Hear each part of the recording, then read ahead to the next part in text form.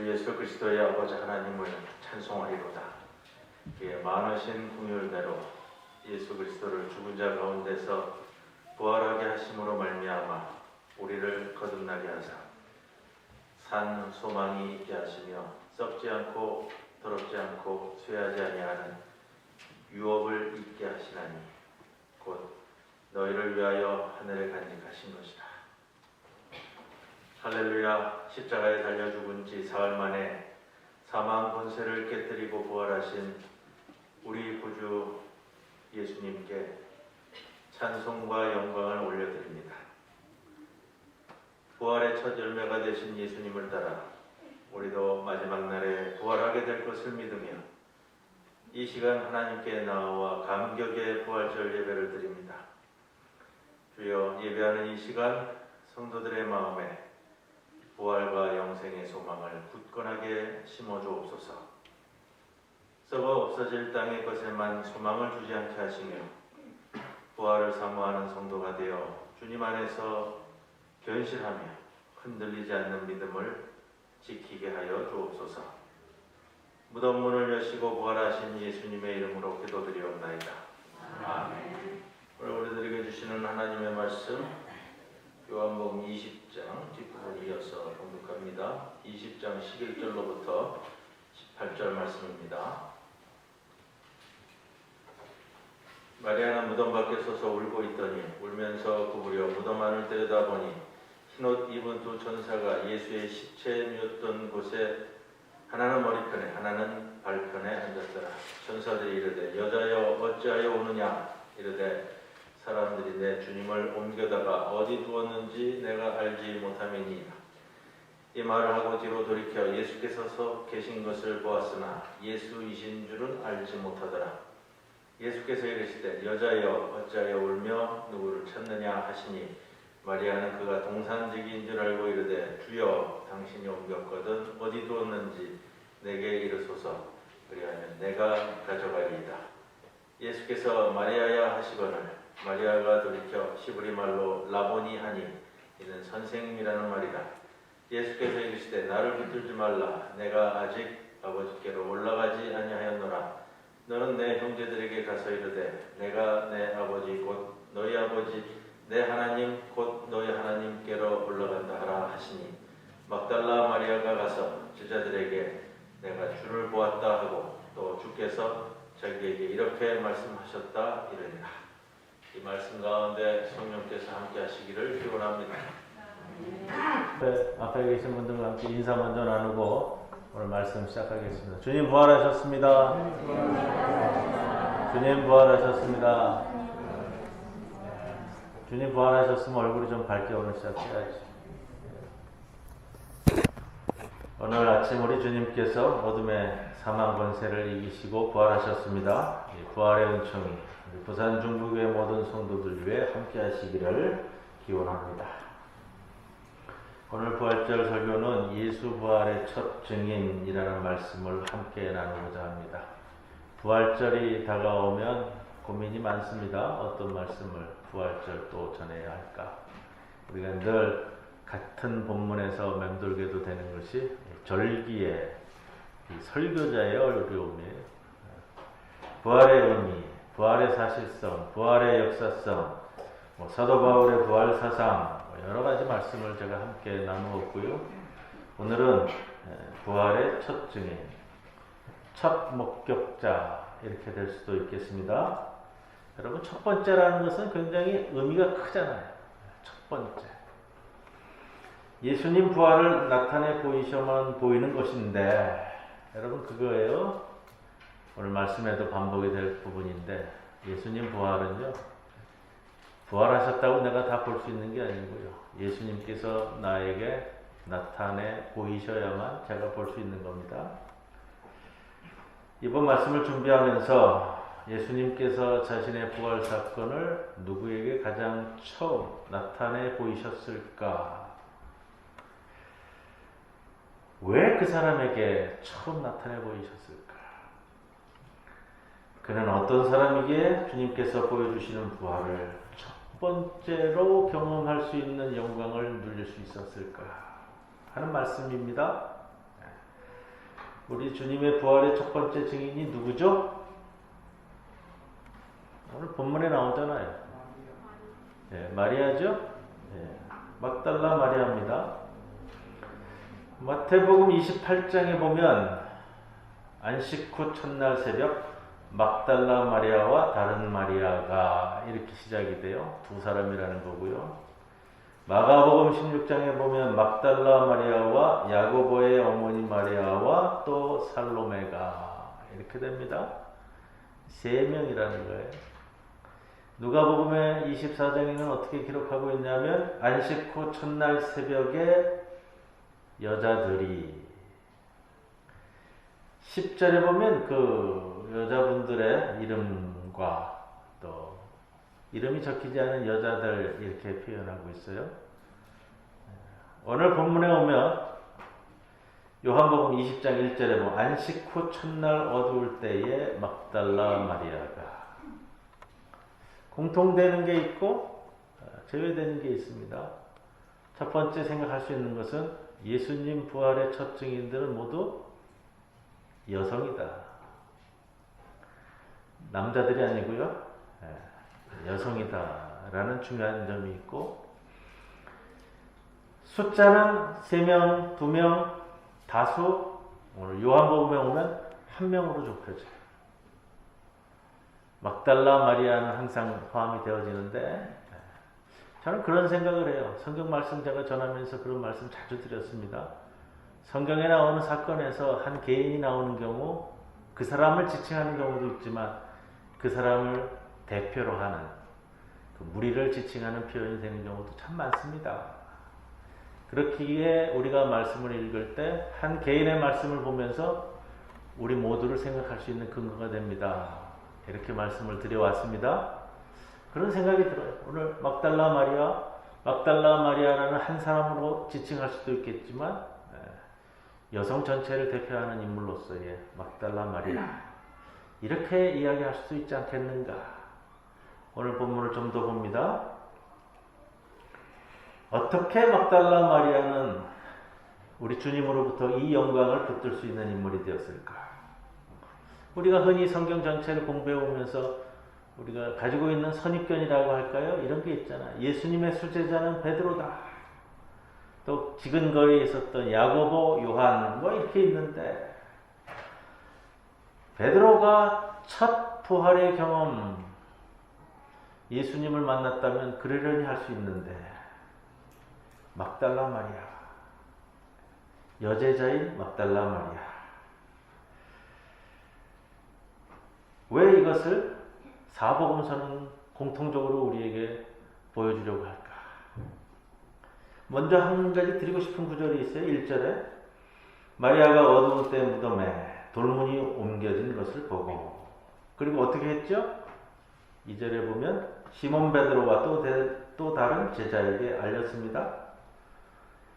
두 사람이 무덤으로 달려갔어요. 베드로가 두 번째로 달려왔고 첫 번째 제자는 또 다른 사랑하는 제자라고 표현하는데 베드로보다는 좀 젊었지 않겠는가 이런 추측도 해봅니다. 달려와서 돌문이 열려있는 무덤 안에까지 들어가 둘러봤어요. 베드로가 두 번째 달려왔는데 베드로가 먼저 들어갔죠. 무덤 안으로. 그리고 두 번째 제자가 첫 번째 달려왔지만 두 번째로 들어갔어요. 여하튼 이 두 사람이 무덤 안까지 들어가서 둘러보았어요. 그런데 부활하신 주님을 만나지 못했어요. 10절에 보면 자기들 집으로 돌아갔다 이렇게 표현해요. 빈 무덤에 와서 둘러보았는데 보지 못했어요. 그리고 집으로 돌아갔어요. 11절에 보면 마리아가 무덤 밖에 서서 울면서 우리 주님 시신이 없어졌으니 얼마나 슬퍼요. 그래서 마리아는 울면서 구부려 무덤 안을 들여다보니 뭘 봤죠? 두 천사를 보았어요. 그리고 예수님의 음성을 들었고 예수님인 줄 알고 부활하신 주님을 만나게 되잖아요. 그거예요, 여러분. 부활하신 주님을 내가 만나고 싶다고 만나는 게 아니고요.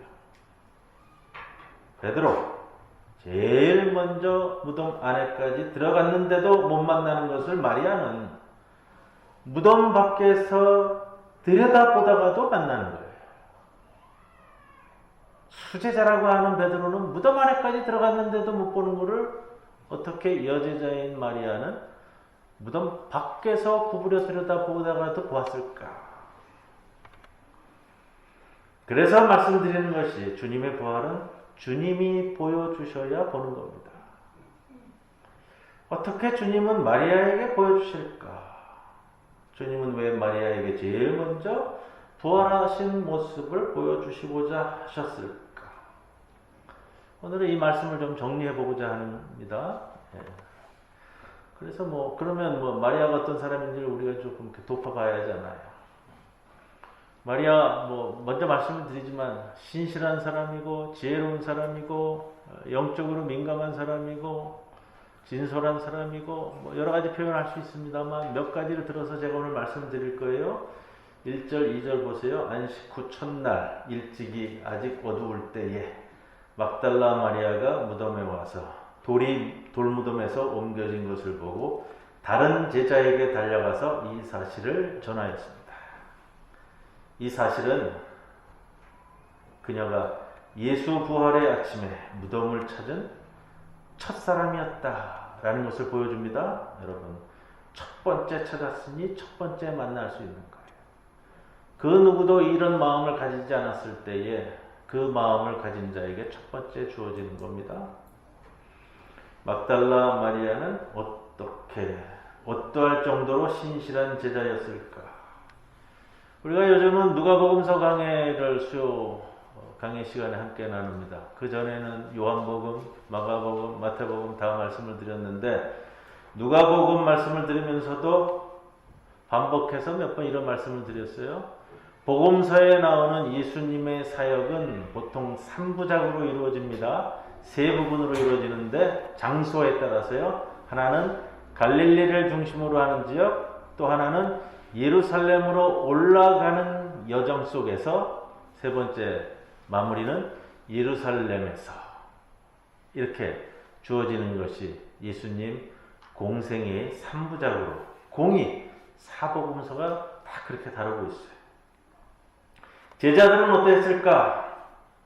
우리가 알기로는 대부분의 제자들이 이 세 부분에 다 동행한 것으로 기억하는데 갈릴리 사역 중에 예루살렘 올라가는 길에서 또 예루살렘 안에서,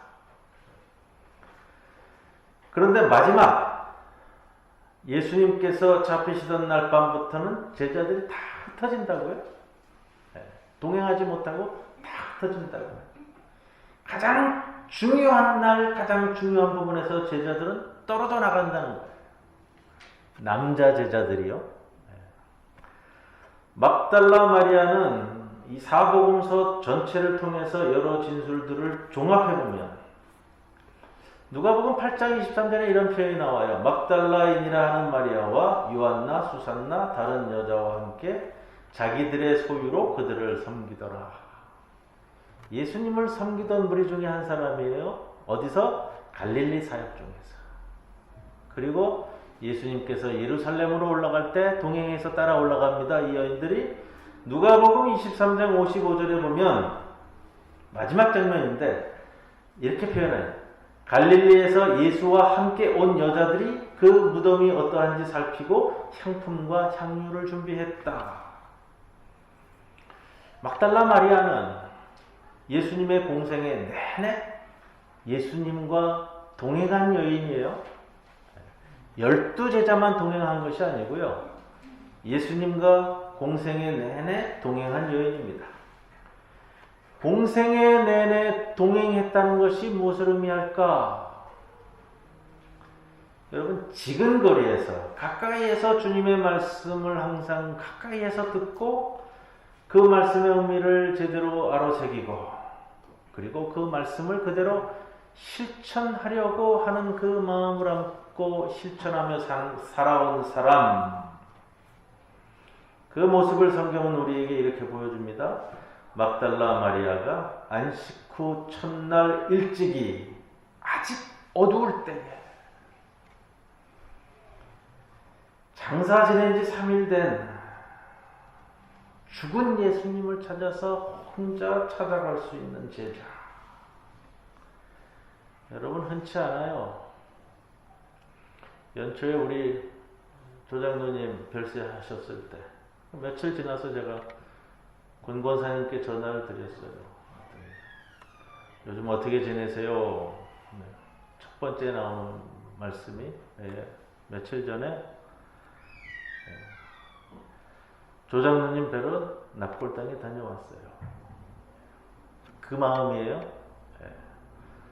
먼저 보낸 남편에 대한 사랑, 그 마음이 있는 사람이 묘소를 찾아가죠? 평생을 원수같이 지낸 사람이면 그냥 장례 치르고, 자, 당신 잘 갔으니 여기서 이제 마무리합시다.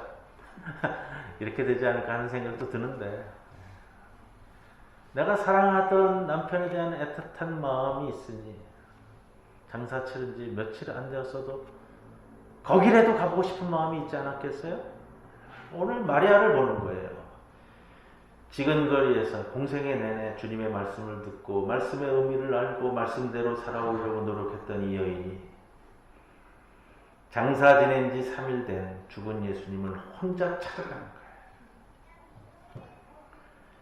예수님이 강조하고 친히 삶으로 보여준 고난의 자리에 동참하는 것과 우는 자들과 함께 우는 것을 그대로 그녀의 삶 속에 실천하고 있는 여인. 그녀는 예수님의 죽음을 애도하며 몸부림치다가 이른 새벽 안식일이 지나자마자 더 이상 견딜 수가 없어서 안식일은 움직일 수 없으니까요. 안식 후 첫날 성경은 이렇게 보도합니다. 아직도 어둠이 다 거치지 않았을 때에 무덤을 향해 나아가는 여인.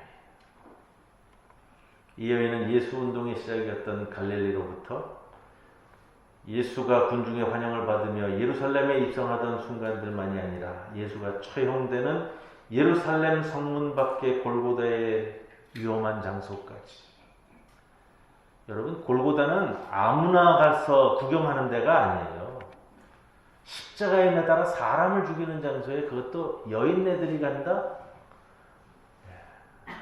그냥 쉽게 생각할 수 있는 거 아니에요. 예수님과 처음부터 끝까지 동고동락하였고 예수님께서 그 참혹한 고통을 당하는 현장에서 그것을 직접 지켜보았기에 남자 제자들은 다 도망갔어요. 그 자리에. 성경에서 유일하게 남아있었던 제자는 요한으로 기록을 하는데 그것도 요한복음서에만 나오는 내용이에요. 고통 속에서 신음하다가 나무 위에서 죽은 자는 매달려 죽은 자는 저주받았다고 하는 당시에 통념이 있는데 그렇게 그 누구도 이제는 아무런 소망이 없다고 여겨짐에도 그 슬픔에 동참하고 있는 여인, 예수님을 위해 울어주느라 안식일을 보낸 첫날 일찍 무덤으로 뛰어온 여인. 공감과 동감 능력이 큰 사람이에요. 로마 제국 황제에 대한 모독죄로 처형당하는 예수를 향해 동정의 눈물만 흘려도 동조자로 몰려 극형에 처할 수 있는 현장에서 어금니를 깨물며 그 고통을 감내하고 예수의 제자들이 그의 시체를 훔쳐갈 것이라는 소문 때문에 로마 군사들에 의해 삼엄하게 지켜지고 있는 무덤인 줄 알았지만 그럼에도 불구하고 무덤을 향해 모든 것을 걸고 나아갔던 여인. 그렇게 그녀는 남자 제자들이 무덤 안까지 들어가 보고도 부활하신 예수님을 보지도 못하고 부활하신 주님을 만나지도 못하고 눈물 한 방울도 보이지 않고 아무렇지도 않게 그 자리를 떠나버린 그 빈 무덤을 이 여인은 떠나지 못하고 오늘 본문 11절에 마리아는 무덤 밖에 서서 울고 있더니 울면서 구부려 무덤 안을 들여다보고 13절에 천사들이 이르되 어찌 우느냐. 15절에 예수께서 여자여 어찌하여 우느냐. 울다가 그렇게 끝까지 자리를 지키며 기다리다가 부활하신 예수님을 최초로 만나게 되는 일이에요. 여러분, 예수님 죽음의 현장, 그리고 장례를 치르는 현장, 그리고 이 자리까지 오면서 성경에서 십자가를 매달고 죽으신 예수님을 향해 울었다고 하는 사람이 안 나와요.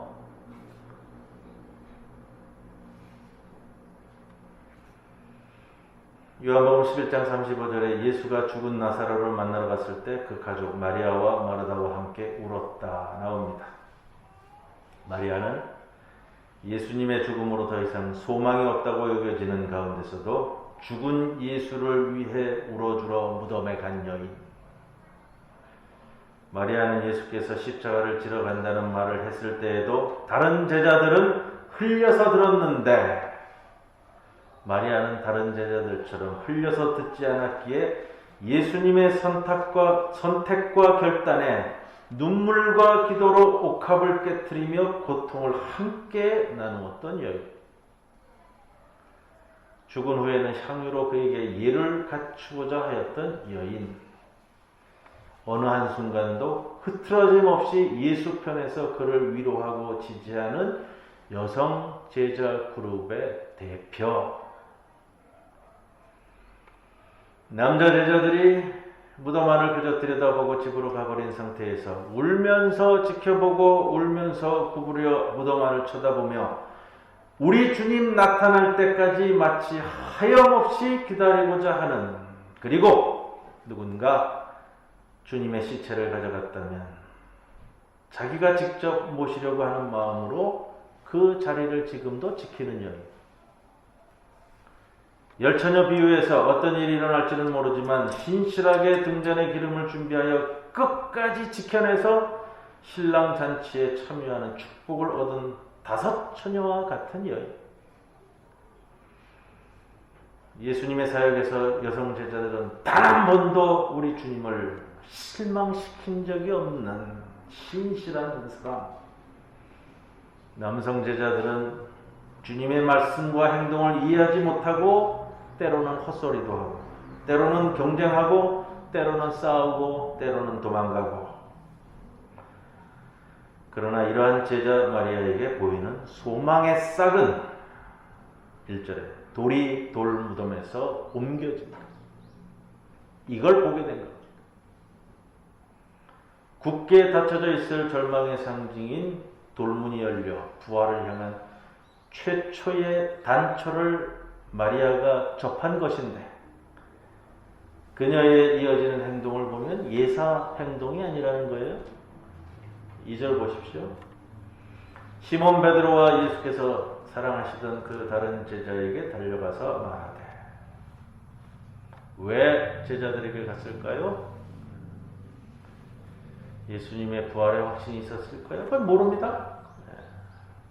그러나 이건 한 가지는 확실해요. 당시에 여성은 증인으로서의 신뢰가 없어요. 여자가 하는 말은 안 믿는다는 거예요. 지금 앉아 계신 여성분들에게는 죄송합니다만 2000년 전이에요. 마가복음에서 같은 사건을 다루는 기사에 이런 표현이 나와요. 마가복음 15장 9절. 마리아가 가서 주님이 살아나셨다는 것을 전했는데, 이렇게 표현합니다. 제자들이 듣고도 믿지 아니하리라. 주님이 살아나셨다는 것을 마리아가 전했어요. 그런데 제자들이 듣고도 믿지 아니하였다. 왜? 여자가 전해준 거기 때문에. 이게 2000년 전 성경에 나타나는 가부장제적 사고방식이 그대로 드러나고 있는 표현이에요. 여자가 전하는 것은 믿지 않았을 뿐만 아니라 또 일반적으로도 증인의 효력은 2 이상이잖아요. 2 이상. 혼자 무덤에 갔다가 마리아는 예상치 못하게 무덤을 막은 돌이 굴려져 있는 상황을 접하였을 때 아마도, 이건 지금식 표현입니다만, 냉철한 판단에 따른 올바른 행동을 했을 것이다. 예수의 부활은 여자 혼자 목격한 사건이다라는 소식이 전해진다면 당시 사회에서는 증거의 효력은 전무했을 것이고, 마리아와 예수가 아무도 없는 곳에서 아직도 어둑어둑한 시간에 단둘이서 만남을 가졌다는 것은 아마도 숱한 상상을 만들어낼 수 있는 그런 계기로 보일 수도 있지 않았을까. 거기다가 예수의 제자들이 예수의 시체를 훔쳐간다는 소문이 있었던 상황을 감안할 때, 만일 여자 혼자서 예수의 시체가 없어진 것을 확인하고 사람들에게 예수의 부활을 전했었다면 참 어떻게 되었을까? 그런 의미에서 읽을 때 마리아가 혼자 들어가 보는 것을 자제하고 먼저 남자 제자들을 찾아가서 그 사실을 알린 것은 부활의 첫 증인으로 될 수 있었던 첫 단초를 보여주는 여인, 지혜 있는 행동의 모범으로서 이 여인을 볼 수 있지 않을까 생각합니다. 그것을 전해 듣고 달려간 베드로와 또 다른 제자, 예수의 부활에 관하여는 전혀 기대와 생각이 없었기 때문에 이 여인의 이야기가 사실인지 아닌지는 관심이 없은 채로 시신 찾기에만 몰두하여 부활한 예수를 만나지 못하고도 더 찾아보려는 어떠한 노력도 없이 아무런 성과도 없었지만 아랑곳하지 않고 다시 급히 집으로 돌아갈 수 있었던 것 아니었겠는가. 15절에 마리아의 이런 모습이 또 보입니다.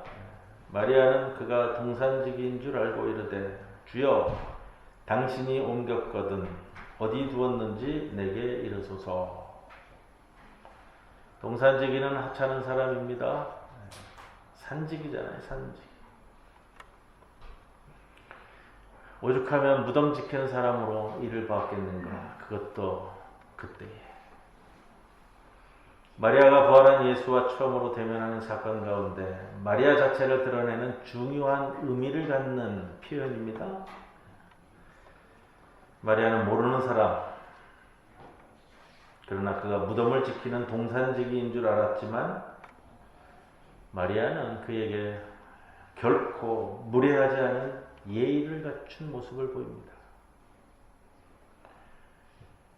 여기서 만난 이 사람이 절대로 예수가 아니라고 확신은 하였지만 그 상대에게 무관심하거나 무례하거나 이것 아니고 마리아의 평소의 삶의 자세를 볼 수 있는 모습이에요. 예수께서 지극히 작은 자에게 한 것이 곧 나에게 한 것이라. 지극히 작은 자에게 하지 않은 것이 나에게 하지 않은 것이라고 말씀하셨는데 바로 그녀는 동산지기가 지극히 작은 자인 줄 알지만 그럼에도 불구하고 극진한 예를 갖추어 그가 혹 예수님일지라도 신뢰가 되지 않을 정도로 그렇게 살아온 삶의 습관이 되어 있음이 우리에게 감동을 주는 표현 아니겠습니까? 동산지기를 향해 답을 합니다. 주여. 동산지기를 깍듯한 예를 갖추어 말하는 거예요. 주여. 말씀이 몸에 배어있는 사람이에요.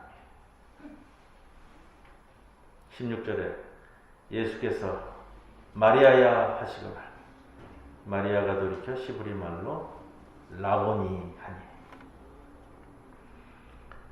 마리아가 평소에 예수님과 얼마나 친숙하였는가 보여줍니다. 마리아는 어느 누구보다도 예수님과 친밀한 교제를 나누었던 제자일 겁니다. 부활 후에 변화된 예수님은 그러나 전혀 다른 존재였기에 누구나 쉽게 알아볼 수는 없었을 겁니다. 그렇기 때문에 마리아도 자기에게 말을 건네는 이가 예수님인지 아직 모르고 있습니다. 부활한 예수님과 함께 그 긴 거리를 같이 걸었던 엠마오로 가던 두 제자들도 그가 예수님인 줄 몰랐고요. 누가복음 24장 37절에는 이런 말씀을 전합니다. 또 제자들이 모였을 때 예수를 보고 그가 영인 줄 알고 놀랐다. 이 말씀들과 일치되는데, 그러나 오늘 마리아는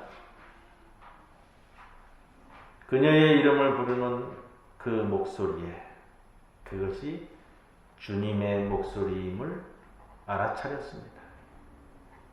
이 비유 말씀이 있죠? 요한복음 10장 27절에 내 양은 내 음성을 들으며 나는 그들을 알며 그들은 나를 따르느니라.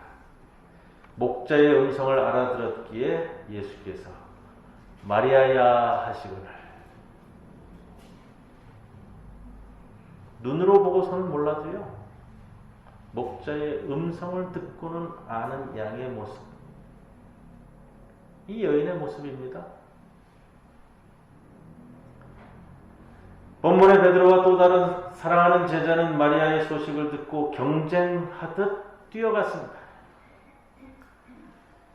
그러나 부활하신 예수님을 보지 못하고 다시 본인들의 삶의 위치로 돌아갑니다. 성경은 이런 이들의 행동을 예수님께서 생전에 한 중요한 말조차도 무관심하게 듣고 기억하지 못하는 것으로 비판적인 시각으로 토를 달고 있습니다. 오늘 9절 말씀이에요. 이는 그들이 그가 반드시 죽은 자들로부터 다시 일어나야 하리라 하신 성경 기록을 아직 알지 못하였기 때문이다. 이 둘이 무덤에 와서 확인한 것은 세마포입니다. 거기에 베드로는 머리 두건 싸는 걸 하나 더 보았습니다. 그들이 무덤 안을 분명한 샅샅이 살폈기에 나중에 결국 그들이 본 것 이상의 것, 즉 여자가 부활한 예수를 거기서 만났다고 하는 것을 믿지 못했습니다. 그러나 마리아의 영적인 눈은 베드로와 사랑하는 제자와는 달리 세마포와 두건이 아니라 영적인 존재인 천사를 보고 그들과 영적인 대화를 나누어 오늘 사건의 핵심에 도달하고 있습니다. 12절에 그녀는 흰옷을 입은 두 천사를 봅니다.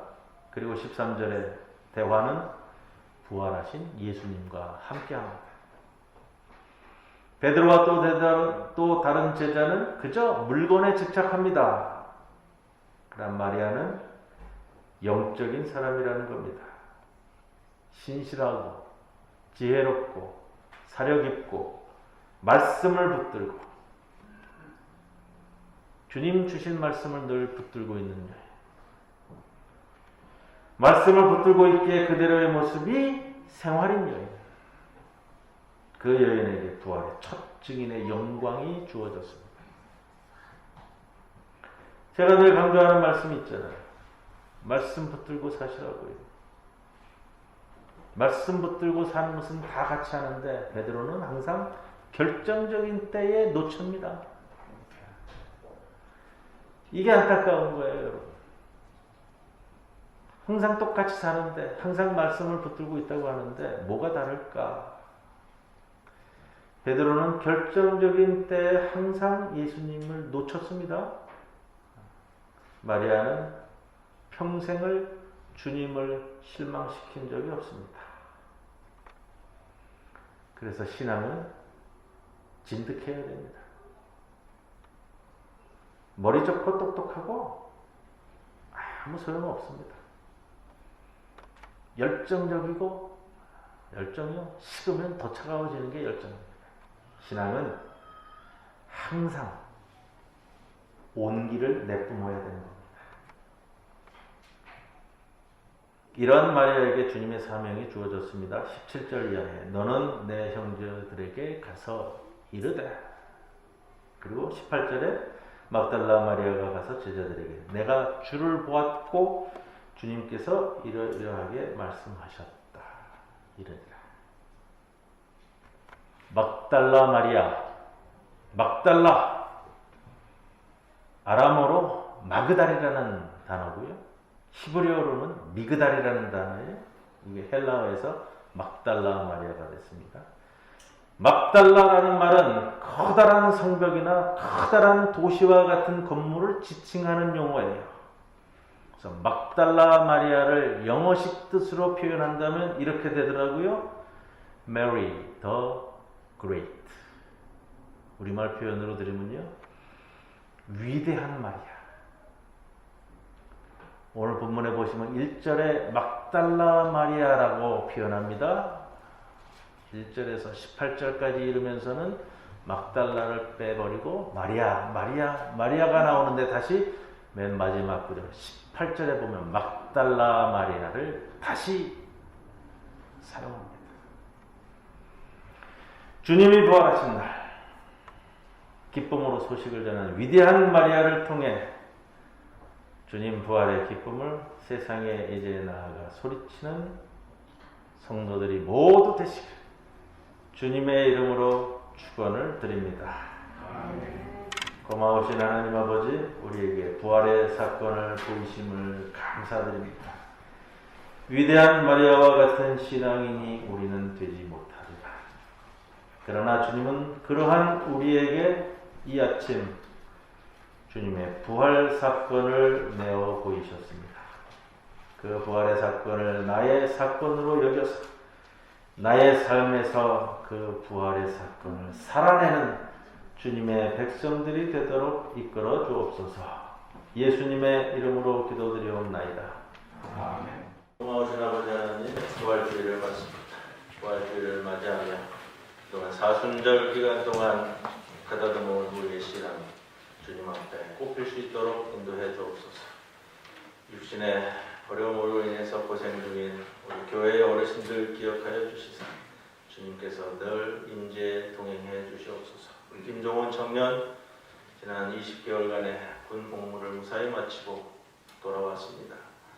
모든 기간 동안 건강하게 지켜주시는 은혜를 감사드리오니 앞으로 준비되어지는 모든 여정도 주님 함께 이 청년과 임재 동행해 주시옵소서. 지금은 우리 주 예수 그리스도의 크신 은혜와 하나님 아버지의 크신 사랑과 성령님의 함께하심 우리의 가슴에 부활 사건의 신앙을 안고 이제 이 세상 밖으로 나아가는 모든 성도들 위해 영원토록 함께하실 것을 간절히 축원하옵나이다. 아멘.